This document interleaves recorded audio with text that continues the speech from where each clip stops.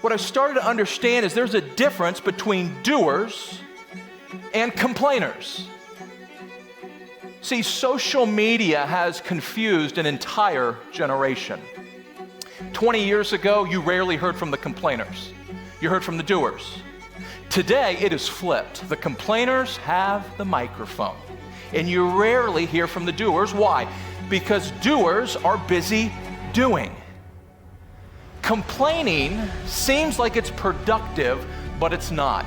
It is loud, it is convincing, and it moves fast. And when people get put into complainers' camp, they tend to stay there longer than they realize, sometimes for years, sometimes permanently. And the complainer's playbook is very simple.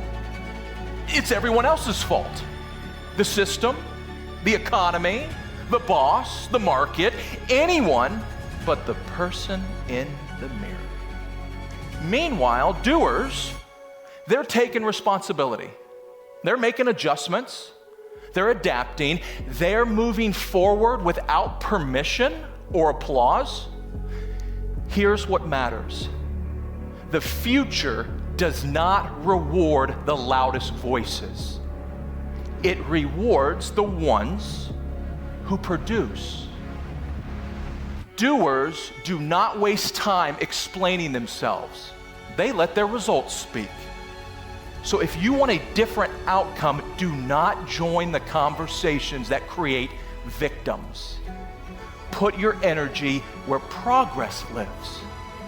Because the world doesn't change by complaining. It changes by the people who do the work.